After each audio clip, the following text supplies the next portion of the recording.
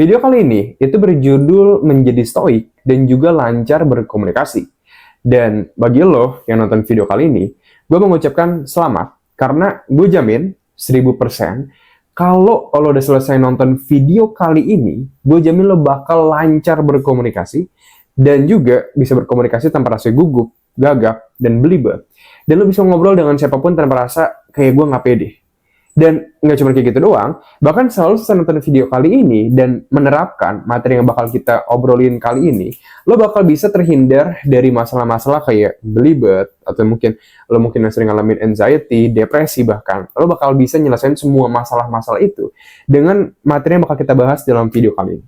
Nah sebelumnya, gue ngasih judul video ini kan berfilsafat stoikisme dan juga lancar berkomunikasi.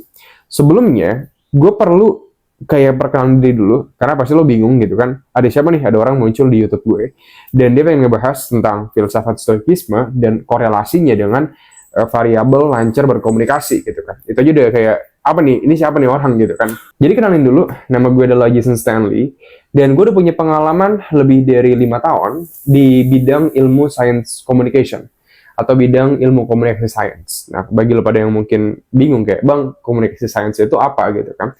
Komunikasi science itu adalah bidang studi dalam fakultas, di mana kayak ada psikologi, ada fakultas bisnis, ada juga yang namanya communication science. Dan di communication science, bedanya dengan ilmu komunikasi biasa adalah kita mempelajari sudut pandang komunikasi, pendekatannya melalui pendekatan sains. Jadi kita melihat aspek psikologinya, aspek yang terjadi dalam otak dan pikiran manusia ketika mereka itu berkomunikasi. Dan gue juga untuk faktor variabel dari yang filsafat stoik, gue juga merupakan praktisi stoa sudah lebih dari 4 tahunan, dimana waktu itu gue mulai menerapkannya di tahun 2021.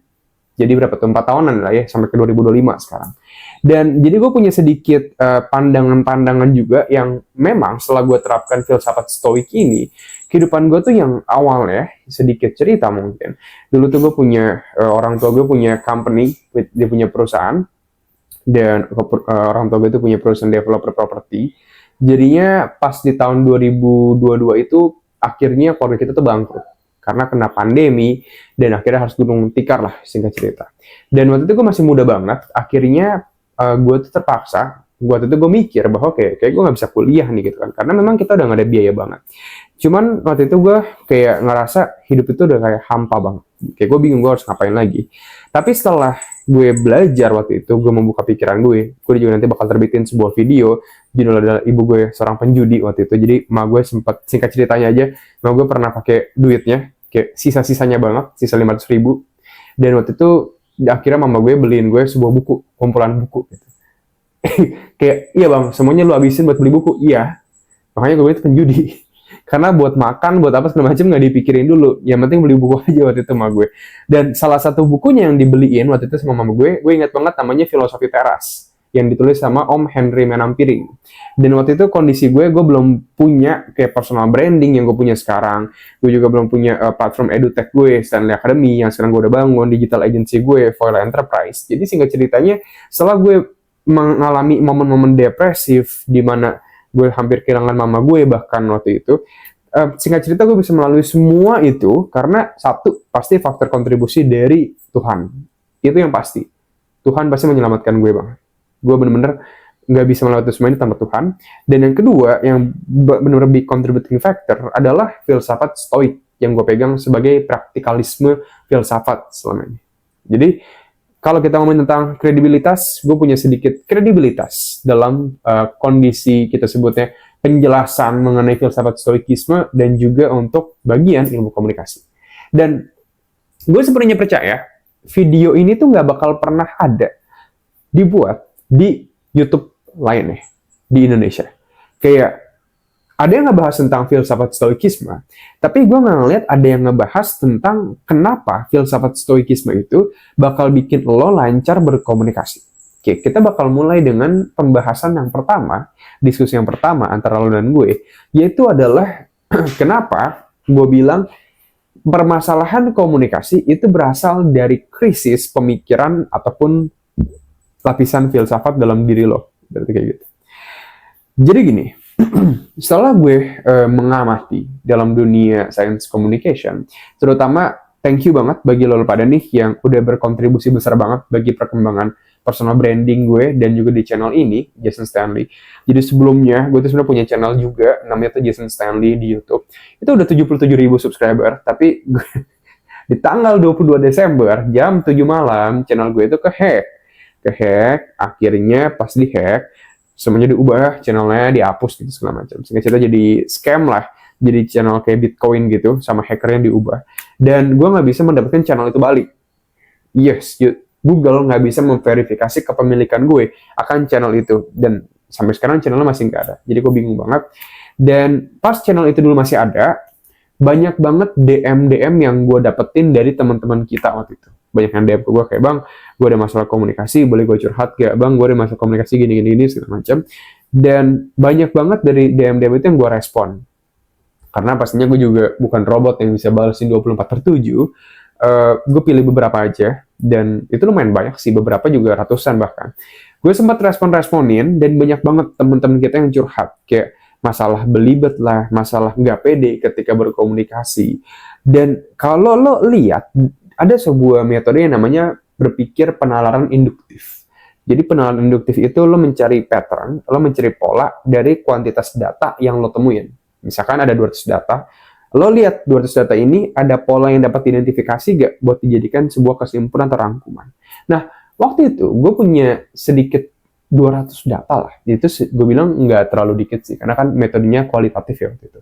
Jadi pas gue masukin di spreadsheet dan gue baca-baca ulang gitu kan, gue ngeliat, wah, kayaknya banyak orang yang curhat tentang masalah komunikasi, itu kebanyakan karena memang mereka ada yang disebut sebagai krisis filsafat atau krisis arti hidup. Gini, ini bakal sedikit membingungkan nih. Kenapa gue bilang masalah komunikasi berasal dari krisis hidup atau filsafat? Jadi gini, yang gue maksudin dengan krisis hidup ataupun filsafat adalah filsafat itu kan artinya lo tuh secara nggak langsung dan secara banyak banget memang sedikit penjelasan deskripsi mengenai filsafat gitu kan. Tapi yang gue memiliki pemahaman akan filsafat adalah gue sering mengkaitkan filsafat dengan kebijaksanaan kehidupan.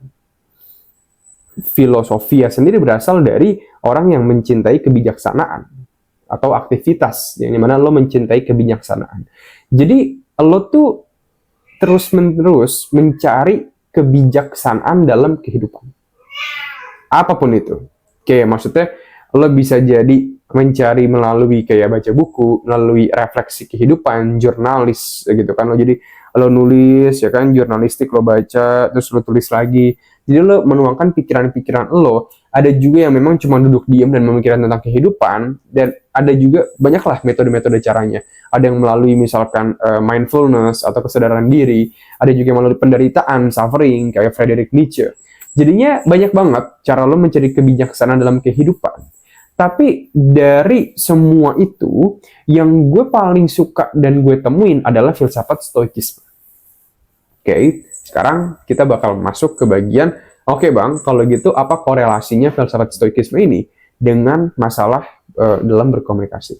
Singkat ceritanya gini, ketika lo berkomunikasi dan lo mengalami yang namanya masalah komunikasi, baik itu belibet, misalkan lo nggak pede ketika lo harus ngobrol sama orang yang lo nggak kenal, ya kan, kayak misalnya cewek yang cantik, yang pengen ajak ngobrol, atau mungkin lo pengen networking sama orang yang baru lo pengen kenalan gitu kan, partner bisnis segala macam.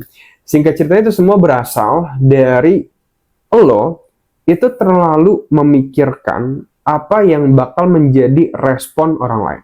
Kayak ini gue bakal jelasin sedikit dengan pendekatan sains ya dalam komunikasi. Gini loh, kenapa ketika lo ketemu sama orang baru, nggak usah orang baru bahkan, orang yang udah lo kenal tapi jarang ketemu, gitu kan, lo tuh ngerasa nggak nyaman, nggak pede, kikuk, dan akhirnya kayak bingung, kayak gue harus ngomong apa. Dan sekalinya lo ngomong, karena lo merasa nggak nyaman, jadinya lo tuh nggak bisa berkomunikasi dengan nyantai sama orang ini. Akhirnya lo tuh ngerasa kayak, aduh, nggak seru banget deh. Dan lo akhirnya nggak dianggap asik misalkan sama orang itu. Dan itu bakal menghancurkan potensi-potensi lo. Entah buat jadi misalkan gebetan, buat jadi pacar, buat jadi teman, partner bisnis, wawancara kerja. Semua hal berhubungan dengan yang namanya berkomunikasi. Oke, nah apa yang bikin kekacauan itu terjadi gitu loh? Kekacauan ini itu bisa terjadi dari sudut pandang science communication karena ada satu teori. Saya ingat ya, teori itu banyak yang sering komen nih kayak, bang, teori doang gitu kan, teori doang itu bisa teori doang. Gini loh, teori itu ditemukan melalui praktik lapangan dan itu melalui juga metode empiris. Apa itu maksudnya? Maksudnya gini, teori bisa ditemukan karena ada pengamatan terlebih dahulu. Contoh misalkan gue ada apel dan gue lemparin jatuh ke bawah, dia jatuh ke bawah gitu kan. Gue menemukan, oh dia jatuh ke bawah karena ada gaya gravitasi misalkan. Ditemuin lah dari situ, teori gravitasi. Jadi teori gravitasi, orang banyak yang mikir teori itu adalah dugaan, menduga terlebih dahulu. Yang realitasnya, teori itu bukan praduga, atau bukan dugaan, atau bukan hipotesis. Teori adalah hasil dari dugaan yang sudah kita observasi secara nyata melalui 5 panca indera, empirik, dan kita melihat polanya juga di orang-orang lain, ada subjek penelitiannya, semua segala macam, barulah ditemukan sebuah teori. Jadi teori ini kalau sampai terbit udah dinyatakan sebagai teori yang valid. Again, ada tingkatan-tingkatan teori. Ada yang narrow teori, ada yang grand teori, ada segala macam. Dan salah satunya dalam komunikasi adalah uncertainty management theory. Teori pengelolaan ketidakpastian. Dan teori pengelolaan UMT ini, uncertainty management theory ini, itu sifatnya berlaku universal bagi semua orang. Jadi, selama lo adalah manusia, Homo sapiens, bernafas, hidup, memiliki batin, dan memiliki pikiran normal, selayaknya manusia biasa, maka lo bakal mengalami yang namanya teori pengelolaan ketidakpastian ini. Nah sekarang, Bang, apa sih itu teori pengelolaan ketidakpastian? Teori pengelolaan, panjang banget deh, TPK aja deh. Ya. TPK itu membicarakan mengenai ketika lo kenalan dan ngobrol sama orang baru, pada dasarnya kita pasti takut. Kenapa takut? Pertanyaan yang kedua nih, kenapa takut? Karena orang baru ini adalah seseorang yang belum lo kenal. Terus kalau belum dikenal, kenapa? Maka kita nggak tahu dia itu siapa, dia bisa melakukan apa aja sama kita, dia bisa mukul gue gak ya? Jangan-jangan itu secara fisik, kalau secara emosional dia bisa ngemusin gue gak ya? Atau dia bakal nganggap gue gak asik, dia bakal ngehasut orang gak ya tentang gue ini, jangan-jangan. Jadi lo tuh nggak pasti orang ini tuh bakal seperti apa. Oke. Nah, pada dasarnya otak manusia itu selalu membenci namanya ketidakpastian. Kalau kita mau pakai memes gitu kan, kadang ada cewek yang kalau dia jalan sama cowoknya beberapa hari gitu kan, akhirnya cowoknya nanya kayak, kita ini apa sih? Cowoknya bilang kayak, ya, gak tahu. Jadi cewek itu benci namanya ketidakpastian. Sayangnya nggak cuma cewek doang, semua cowok, cewek pun kita benci ketidakpastian. Manusia membenci ketidakpastian. Oleh karena itu, kita sebagai manusia selalu menghindari yang namanya ketidakpastian. Untuk menghindari ketidakpastian makan, miskin, misalkan kita nggak punya uang gitu kan, kita bekerja. Untuk menghindari ketidakpastian dalam konteks pemikiran, bahwa kita nggak menjadi orang yang cerdas, kita belajar di sekolah. Untuk menghindari ketidakpastian, kita tidak memiliki teman, kita sendirian, kita pun berusaha mencari sebanyak mungkin teman, biar kita ada temen ya yang nemenin kita, karena kita membenci kesendirian. Jadi kalau kita lihat polanya, manusia itu selalu menghindari namanya ketidakpastian. Lo sama gue, kita menghindari ketidakpastian. Nah, sayangnya hukum ini tuh berlaku, lo kenal sama orang, ya kan?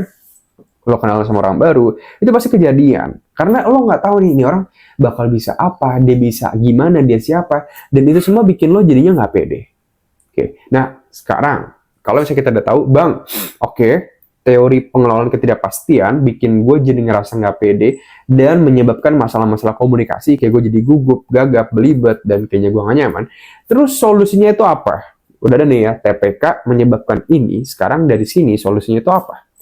Solusi dari fenomena pengelolaan ketidakpastian dan itu menyebabkan masalah dalam berkomunikasi, gue selalu bilang adalah filsafat stoikisme.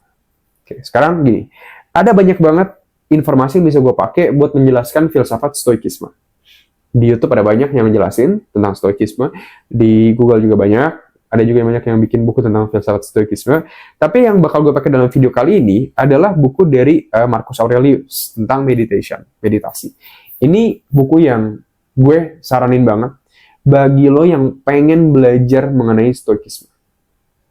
Gini ya, kenapa gue bilang lo harus belajar stoikisme untuk menjelaskan masalah belibet lo atau berkomunikasi lo melalui buku meditasi ini. Karena gini, karena pada dasarnya zaman modern sekarang, gue nggak tahu ya, kayak gue ngeliat dari algoritma gue sekarang di Instagram, di YouTube, stoikisme itu sering diframingkan sebagai filsafat yang dimana mengajarkan lo untuk tidak perlu merasakan emosi.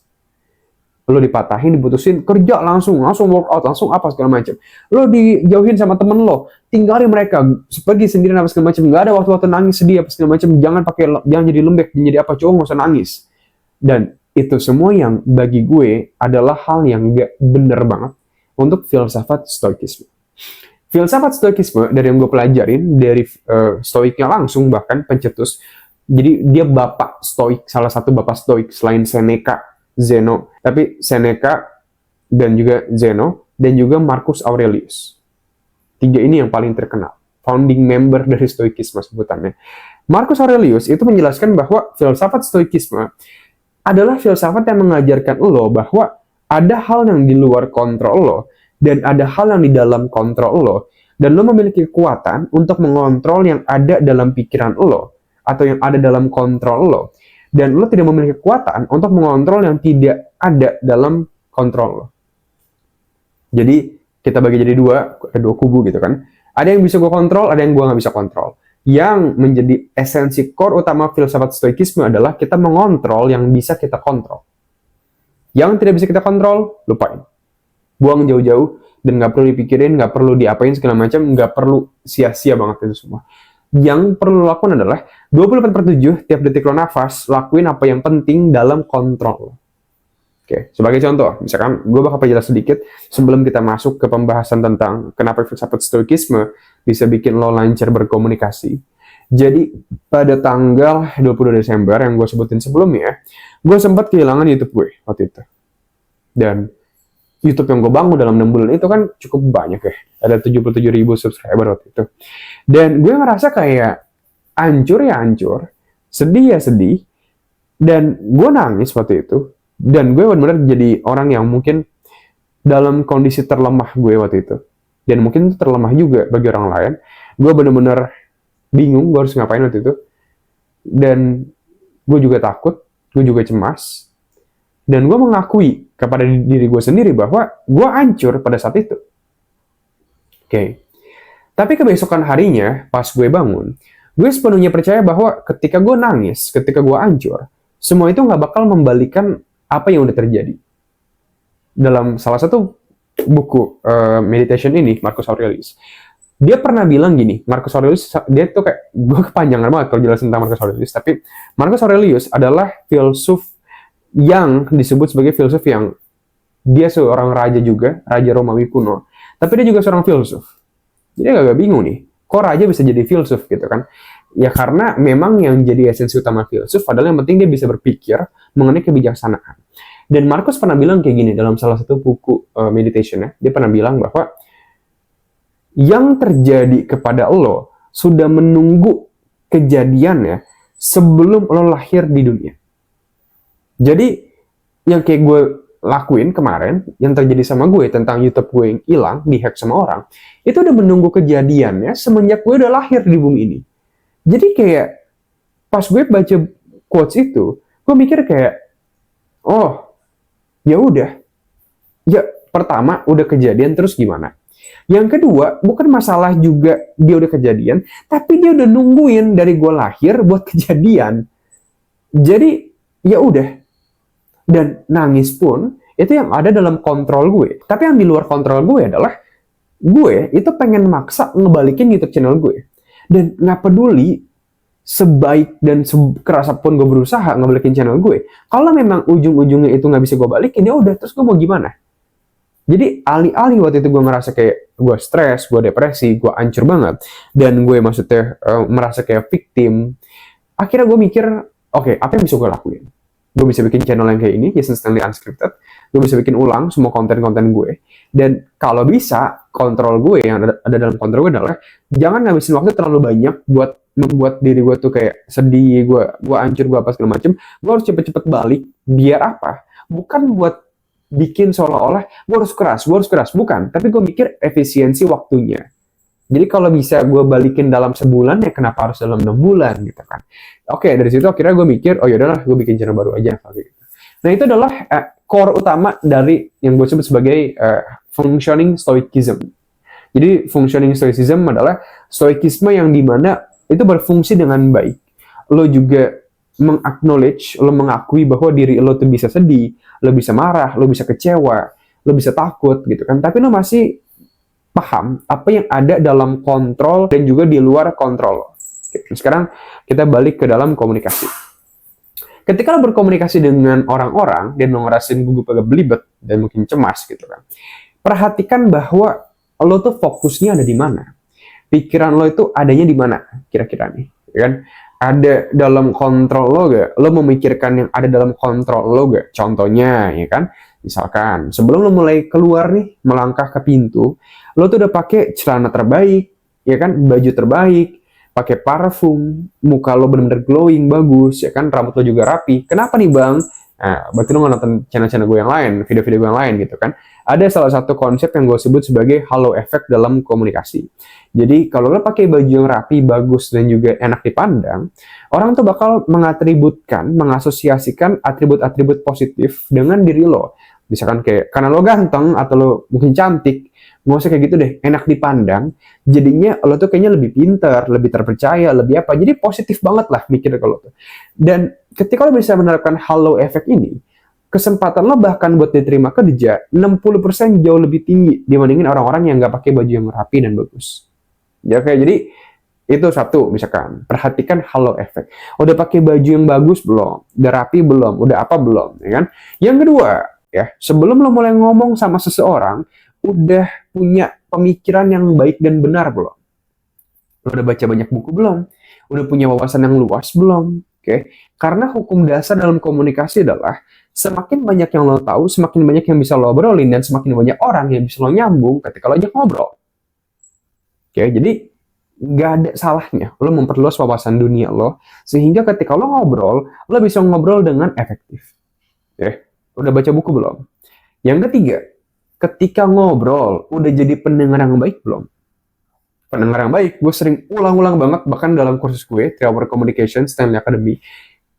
Yakin nggak lo udah ngelakuin pendengar yang baik? Karena kalau lo udah ngelakuin pendengar yang baik, lo bisa ngajak siapapun, terlepas dari dia lebih tinggi pangkat dari lo, misalnya dia punya pangkat, ya kan, di legitimate power, kekuasaan legitimate, baik itu misalkan dari organisasi, bos lo, wawancara kerja, atau mungkin gebetan yang lo ajak ngobrol, semuanya bakal bisa nyaman sama lo ngobrol berjam-jam, kalau lo menjadi pendengar yang baik. Oke, yang keempat, ketika lo ngomong, udah perhatiin belum intonasi suara lo? Jadi ketika lo ngomong nih, ngejelasin sesuatu, lo tuh enak didengerinnya. Ya, itu ada metodenya juga. Ini sering gue bahas juga dalam 3 Hour Communication di Stanley Academy, kursus gue. Jadi inilah beberapa hal yang ada dalam kontrol kita. Oke. Hal-hal yang di luar kontrol kita dalam konteks komunikasi dari dikotomi kendali filsafat stoikisme adalah respon orang terhadap lo ketika lo berbicara dengan dia. Dia bakal mikir apa tentang lo? Dia bakal ngomongin apa tentang lo ke temennya? Dia bakal ngomong apa ke lo? Dia orang ngomongnya kasar atau enggak? Misalnya ngatain lo, lu nggak asik lo, gue ajak ngobrol lah. Apaan sih lu, so asik banget sih? Oke. Dia ngatain gue so asik. Tapi yang dia ucapkan itu dari gue atau dia yang ngomong? Oh, dia bang yang ngomong. Terus kalau dia ngomong, kenapa lo ngerasa itu ada dalam kontrol lo? Lo bisa gak ngontrol apa yang dia harusnya omongin ke lo? Nggak bisa. Terus kenapa lo harus pusingin? Jadi gini, ketika lo bisa menerapkan mindset ini, ketika lo berkomunikasi dengan siapapun orang tersebut, lo nggak perlu akan apa yang dia omongkan ke lo, apa yang dia pikirkan tentang lo, apa yang bakal dia bicarakan ke teman-teman tentang lo bakal diterima atau enggak sama nih cewek misalkan. Kayak lo fokus aja yang bisa lo kontrol, yang ada dalam dikotomi kendali lo, dan lo lupain semua itu. Bahkan ada hukum yang mendukung konsep ini yang namanya the law of reserve effect, dan ini juga bakal bikin sedikit jaminan bagi lo, karena lo mikir, bang kalau gue ngobrolin tentang itu gue bakal gagal dong. Enggak juga. Kalau lo nggak pedulin apa yang ada di luar kontrol lo, maka hasil yang baik yang lo pengenin malah lebih bakal mendekati lo. Karena semakin lo nggak peduli, semakin besar kemungkinan lo buat mencapai hal tersebut. Kenapa? Karena lo lebih peduli akan apa yang bisa lo kontrol. Oke, ini makanya gue bilang, filsafat stoikisme bakal mengubah hidup lo secara drastis. Oke, dan bagi lo pada yang pengen belajar lebih lanjut tentang ilmu komunikasi, lo bisa cek 3 Hour Communication di stanleyacademic.com. Lo bakal belajar banyak banget hal dari mulai cara berkomunikasi tanpa rasa gugup, gagap belibet, bisa berretorika, berargumen, bikin siapapun bilang iya ke apapun yang lo minta.